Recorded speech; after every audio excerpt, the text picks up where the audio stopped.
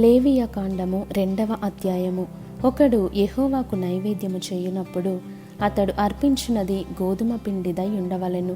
అతడు దాని మీద నూనె పోసి సాంబ్రాణి వేసి యాజకులగు అహరోను కుమారుల యొద్దకు దానిని తేవలెను. అందులో నుండి యాజకుడు తన చేరతో చేరెడు నూనెయు చేరెడు గోధుమ పిండియు దాని సాంబ్రాణి అంతయు తీసుకొని యెహోవాకు ఇంపైన సువాసన గల హోమముగా బలిపీఠము మీద అందులో ఒక భాగమును జ్ఞాపకార్థముగా దహింపవలెను. ఆ నైవేద్య శేషము అహరోనుకును అతని కుమారులకును ఉండును.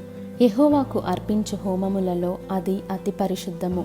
నీవు పొయ్యిలో కాల్చిన నైవేద్యము చేయునప్పుడు అది నూనె కలిసినదియు పొంగనిదియునైన గోధుమ పిండి అప్పడములే గాని నూనె రాచినదియు పొంగనిదియునైన పూరీలే గాని కావలెను. నీ అర్పణము పెనము మీద కాల్చిన నైవేద్యమైన ఎడల అది నూనె కలిసినదియు పొంగనిదియునైన గోధుమ పిండిదై ఉండవలెను. అది నైవేద్యము గనుక నీవు దాని ముక్కలుగా త్రుంచి వాటి మీద నూనె పోయవలెను. నీవు అర్పించినది కుండలో వండిన నైవేద్యమైన ఎడల నూనె కలిసిన గోధుమ పిండితో దానిని చేయవలెను. వాటితో చేయబడిన నైవేద్యమును యెహోవా యొద్దకు తేవలెను. యాజకుని యొద్దకు దానిని తెచ్చిన తరువాత అతడు బలిపీఠము దగ్గరకు దానిని తేవలెను. అప్పుడు యాజకుడు ఆ నైవేద్యంలో ఒక భాగమును జ్ఞాపకార్థముగా తీసి బలిపీఠము మీద యెహోవాకు ఇంపైన సువాసన గల హోమముగా దాన్ని దహింపవలెను. ఆ నైవేద్య శేషము అహరోనుకును అతని కుమారులకును చెందును. యెహోవాకు అర్పించు హోమములలో అది అతి పరిశుద్ధము. మీరు యెహోవాకు చేయు నైవేద్యమేదియు పులిసి పొంగిన దానితో చేయకూడదు. ఏలయనగా పులిసినదైనను తేనె అయినను యెహోవాకు హోమముగా దహింపవలదు.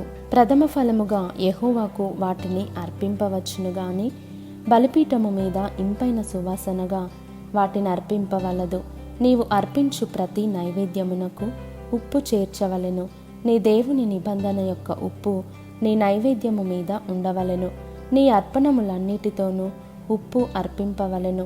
నీవు యెహోవాకు ప్రథమ ఫలముల నైవేద్యమును చేయునప్పుడు సారమైన భూమిలో పుట్టిన పచ్చని వెన్నులలోని ఊచబియ్యమును వేయించి విసిరి నీ ప్రథమ ఫలముల నైవేద్యముగా అర్పింపవలెను. అది నైవేద్య రూపమైనది. నీవు దాని మీద నూనె పోసి దానిపైని సాంబ్రాణి వేయవలెను. అందులో జ్ఞాపకార్థమైన భాగమును అనగా విసిరిన ధాన్యములో కొంతయు నూనెలో కొంతయు దాని సాంబ్రాణి అంతయు యాజకుడు దహింపవలెను. అది యెహోవాకు హోమము.